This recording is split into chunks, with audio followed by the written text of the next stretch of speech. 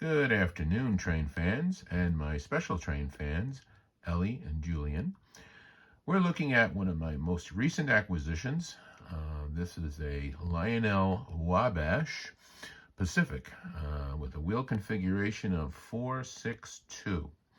This is part of the MPC Fundimensions period of Lionel Trains between 1970 and 1986. And this particular model came out at the very tail end of that MPC era, in fact, 1986. It was released by Lionel MPC as part of a set that included the locomotive that you see here, the matching tender, which features 3-wheel trucks. It also includes the mighty sound of steam technology. It has a simulated coal load, and it's all matching the very beautiful navy blue and gold and white coloring motif. It features something called elephant ears, which are really steam and smoke deflectors that are mounted at the front of the boiler of the locomotive. And it even has a very nice nameplate, number 672, right under the headlight. Of course, it features smoke. It has a movable bell that you can see there, a simulated whistle, and a nice metal handrail, lots of detail along the sides here, including a shade over the cab. And it also, as a set, when it was released in 1986, it included 6 passenger cars.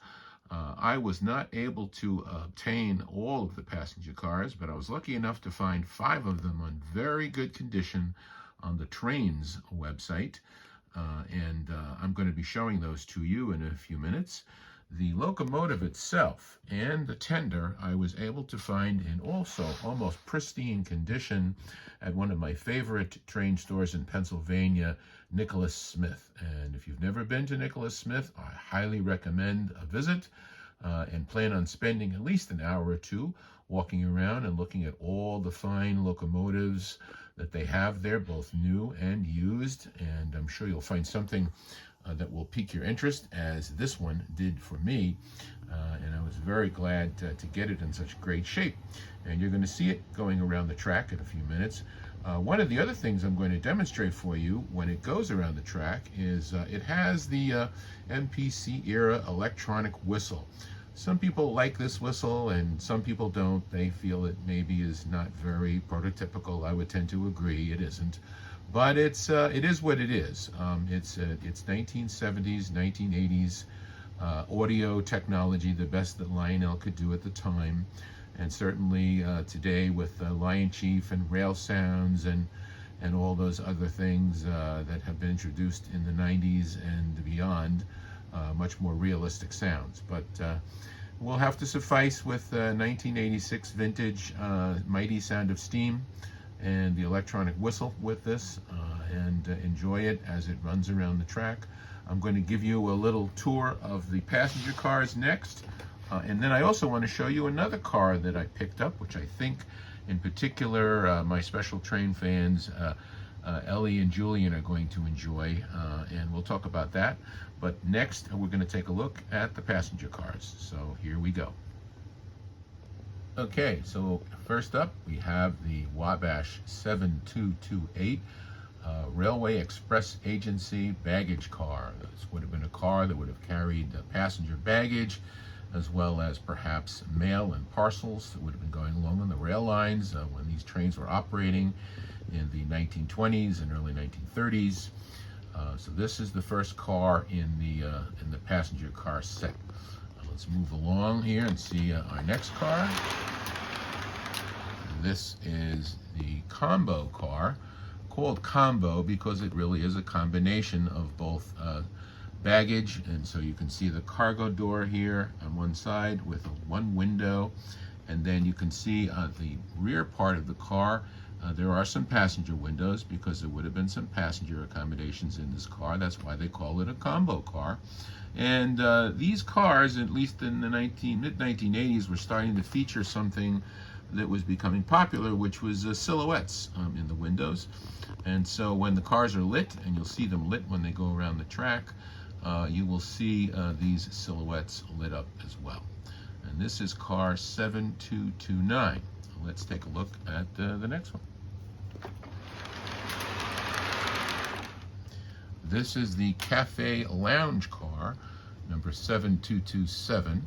And what's interesting about this car is that it's basically a car that combines a kitchen on this side, and you can see the silhouette of perhaps the cook and the chef's hat, and maybe someone who's picking up some food to bring it back to the tables.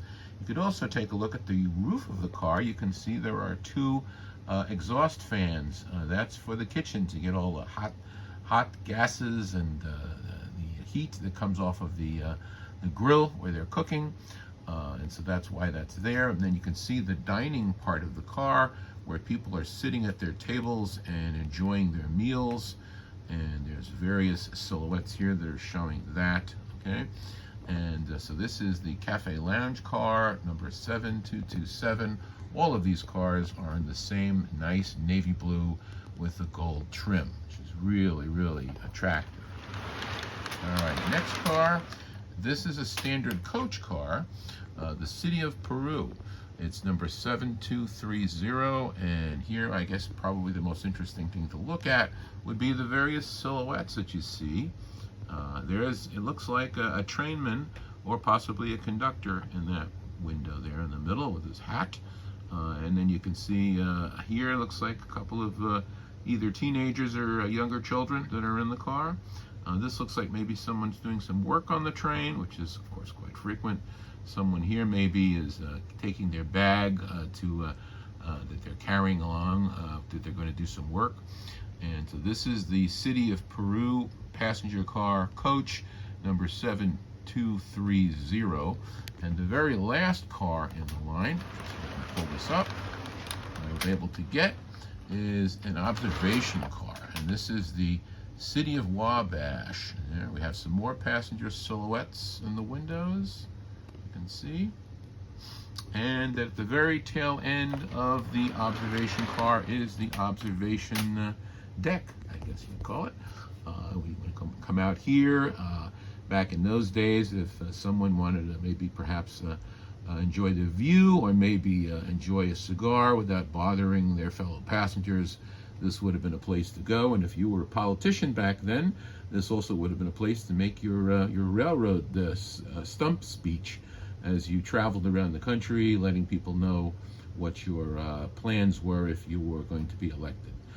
So that's the tail end, the observation car. We're going to watch this train go around the track, and I'm going to run it in regular speed and let you hear the whistle, and then I'm going to run it in slow motion so you get a nice look at the details of these cars as they make their way around my 4x8 oval. And then afterwards, a little extra feature about another interesting car that I very recently picked up. So we'll see you back here very soon. Okay, so here we go.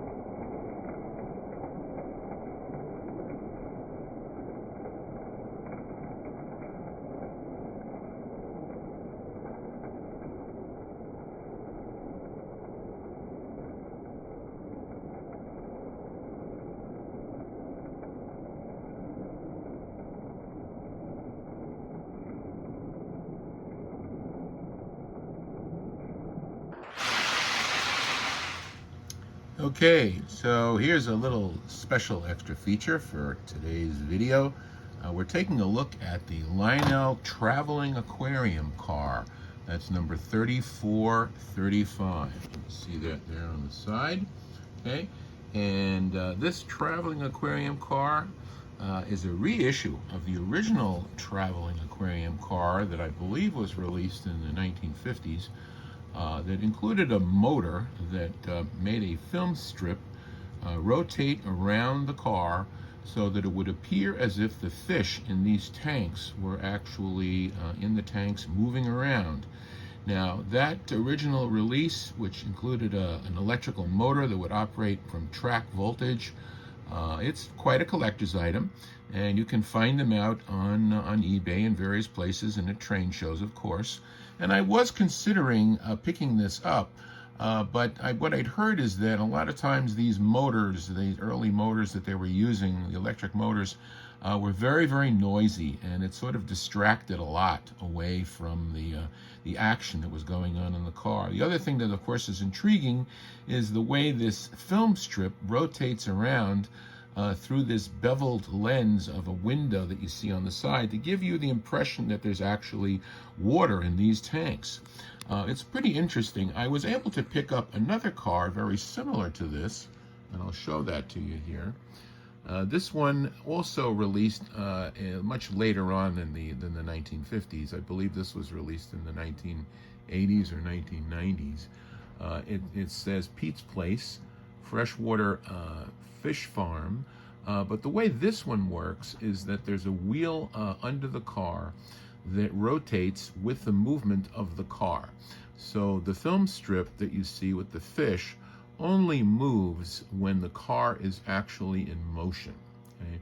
However, this car, and this is the newer release that has a motor in it, and the motor is much quieter than the original motor, okay, moves that film strip around to give you the impression of the moving fish in the car, but it does it much more quietly than the original one does.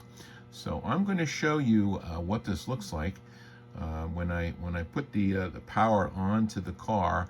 The motion of the fish in the tank are going to start moving without the train actually moving. However, the motion of the fish in this car, you'll only see them moving when the train is actually in motion. I'm going to try to show you both of them if I can at the same time. One that's starting to move as soon as the power is applied to the track, and the other one as soon as the train actually starts moving. Okay, so let's see if we can do that. Here we go. Okay, so here we see track power has been applied, and the lights have come on in the car, and it really looks like there's some real fish in there moving around. Let's take a closer look at the tank. Yeah, that's pretty neat. Notice how the beveled plastic lenses that are mounted on this car actually add to the illusion that there's possibly some water in there. If you look very closely, you can actually see the edge of the film strip as it moves along around. It's pretty clever, and it's really a very nice effect that just kind of goes along with the idea that Lionel always had about making these cars not just go around the track, but also do things and be interesting visually to the folks who have them, whether they be children or even adults. Now I'm going to move over here to the car that has the fish as well, but won't move until the train actually starts moving. So let's watch that. Okay?